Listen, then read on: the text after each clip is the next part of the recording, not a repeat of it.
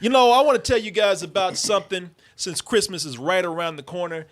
And I hate to see somebody put so much effort in something and they just get pushed aside because, well, they're not like this big shiny thing right here.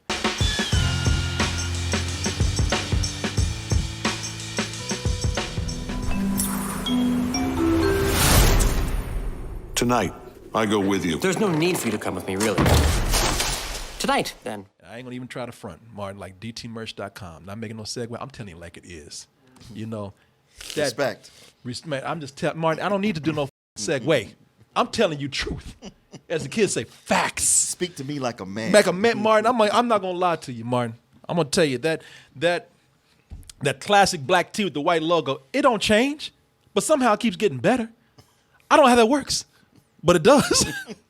We have the Heather line with our new flavors up here. That says salmon belly. We got black mold. Black mold. Yeah, we got regular algae right there. I don't know what that is. Off black. I don't know. Ash. We got that's a good one. Ash. Boy, you selling the fuck out of that. Ashy elbows. We got ashy elbows, algae, mold. Yeah, salmon belly. Yeah. We also have the slides. Frozen 2, I gave it a matinee. I don't think it was that great, but for its target audience, I thought it was fine. But it went to make $1 billion worldwide. People are just talking about this movie like no other animated movie existed this year. And that might as well be the case with the animated movie I'm about to tell you about right now. Look, I know you guys might have seen this, but for those who haven't, I want to bring some attention to this movie because I saw it Friday night with my wife, and I hope that at some point this movie becomes a classic. I hope that somehow people they watch it more and more and more, and it just picks up. You know how like some things have a tendency to do, especially around the holidays. Yeah. Such as like a Christmas Story. Didn't do huge business when it came out. No. Now it's shown 24 hours a day. Yep. I would love it if it happened to this movie right here called KLAUS. Destroy those toys! No!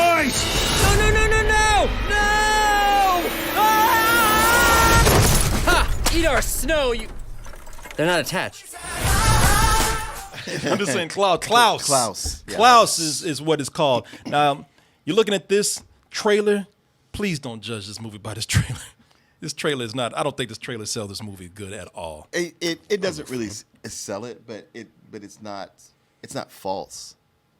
Well, I think it's false with, first of all, you know, we got a famous pop song that we're playing right now. Oh, they do that with everything. You know, they now. put some of you. Despicable Me is a movie that people love, but if you're anything like Martin, you hate that film. So if you're looking at Despicable Me, I watched this not knowing that. Yeah. Oh, see, you would have never seen this. I saw that. I was like, ooh. Yeah. That's why I say seen that. Don't go by the trailer. This is really clever, man. I don't know if you got this by the trailer, but what it is it's taking everything you know about the legend of Santa Claus and pretty much turning it upside down and saying, nah, that's not how I got started. But they're saying, what if we had a more grounded explanation for how Santa Claus came about? It's a revisionist origin of Santa Claus. Yes. And while they're doing it animated, where they could do the wildest, biggest thing they want to do, they're like, no, let's bring it down and show you how it could have realistically happened. Yeah. We're making everything plausible. Yeah. It's how everybody took a little thing that they saw because they're kids looking at this. They exaggerated to magical levels. Yeah. It's not. You know what? It's not even. They don't even deal with the guy that you think would be the person that started the image of Santa Claus. You know that's what. It's not even about that guy. It's about that the guy that really got all these legends started was a little brat named Jesper. It starts with a postman. Yeah. Jesper's a guy that goes to postman school. Turns out, I won't say why, but because of certain reasons, he gets to have it a little easier than some of the other postmen in training. Sure. Even though he don't even want to do that shit. And people are like, well, why are you even here, Jesper? Which you were actually seeing this clip I'm about to show where they're just like, you know what, Jesper, tired of your shit. Carrier pigeon care and handling. Abysmal performance. Transport of fragile merchandise. Worst on record. He's not giving a He just don't give a up at all. People are like, why are you here? So they say, you know what? You got one chance to actually get your act together. And if you don't, well, you're out on the street. Oh, and by the way, to make sure you actually know that we're serious with you, we're sending you to the shittiest town ever. Ever. Like, the people in this town Hate each other. They hate each other. And it's really because of two assholes who are actually going at each other, who want to keep a feud. Like, a Hatfield and McCoy's type thing going on. By the way, Jesper's voiced by Jason Schwartzman. And the two people who are actually in this town, one is what's her name? It's Joan Cusack. Cusack. Yeah. And one of the guys from Mad TV. If there's anything they hate most in each other, they hate outsiders. They hate outsiders who want to bring them things, like Postman. And they try to kill this guy. And it's only until he gets together with this guy Klaus that we saw in the trailer. Scary dude in the woods with an axe. Oh yeah, he gets with the scariest guy, the guy who should be the one that is the worst out of all of them. But turns out all he wants to do is deliver packages. Yeah, that's all. He has certain packages he wants to give to people. Soft-spoken guy. Not to say that people aren't scared shitless of this dude, because when you think about Santa Claus, you're thinking of some fat ass who's breaking like midget labor laws, in his shop, but in this movie, he's actually a big ass, strong ass woodsman who hardly needs an axe. I don't know why he has an axe. He breaks logs apart with his bare hands. Captain America style. Yeah. Dogs stopping that track. They like, we didn't know it was you, man. And yeah, he don't even move his head. He just moves his eyes. And so he is kind of scary in his own way. He's also doesn't help that he's suffering from clinical depression too. But when they start working together, it's fun to see how they slowly start to make this their bond, their relationship starts to create this myth of the Santa Claus we know today. Right, and that's not what they're going for, but it happens. But what's also good is that, like, you see those clips with Jasper in the beginning, and you think, all right, once he gets to this town, he's got to straighten up. Jasper's really annoying. He's a bitch. But it's really not until he gets with Klaus that things start changing for him and how you feel about it. And there were some funny things with him too, man, because the kids in this town, they are assholes. Man. Yeah, they are complete assholes. And it's not until and they have some really funny scenes in here because you start to realize why kids are told to behave and why they act good during Christmas, and because they're getting gifts.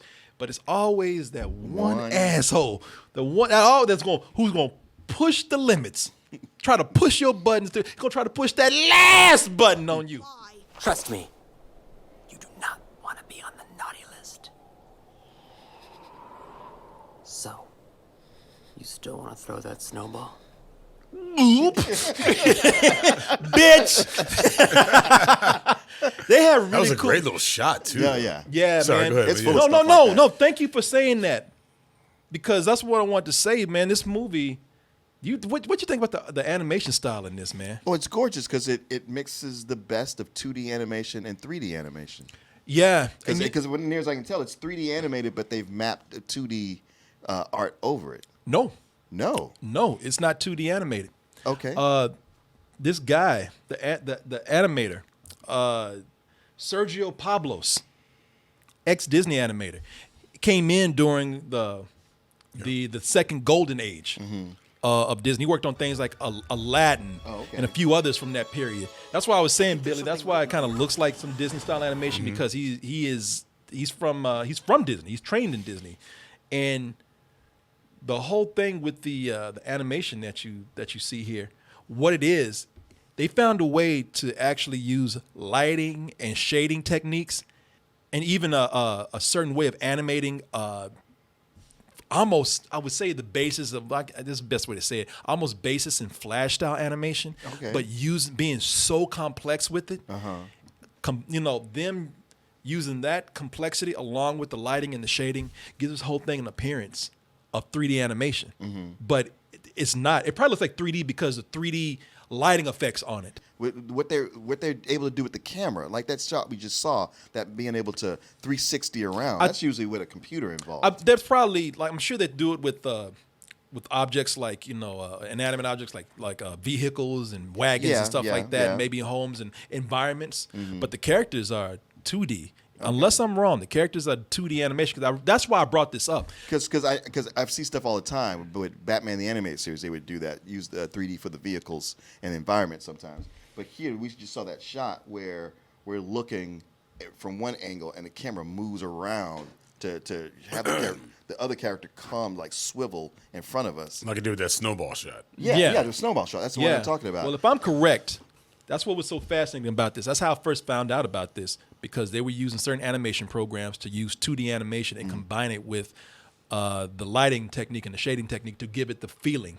of 3D. And plus, like I said, they're using animation to kind of when the computer does the in-betweens for you. Tweening is what they call it. I'm getting real technical now. Y'all don't even know that. But there's certain there's computer assistance on the 2D animation that makes it look smoother than what hand-drawn animation would look like. But there's hand-drawn animation techniques here. But people, I'm telling you, man. It looks good. Yeah, no, the animation's incredible. You need to watch this. I'm saying this because this movie came out, I believe, a couple of weeks ago. And I'm just letting you know because this deserves to be a holiday classic. It's not a whole lot in there to like make it so contemporary like the recent Grinch. Right. This movie kind of stands on its own to kind of come across as timeless, especially when you're doing the whole Legend of Santa Claus. They really do a creative take on that. I'm begging y'all. God damn, I'm on my. What you want me to do? I'm on my knees. They're like, nah, you know what to do now? I was going to watch it anyway, but hey, bonus. Well, you really want us to watch it. I want you to watch it. I'll suck you. Hey, please watch this. Please. The reason why, because there's so much work that went into this, and it's so much work, not only the animation, but the story.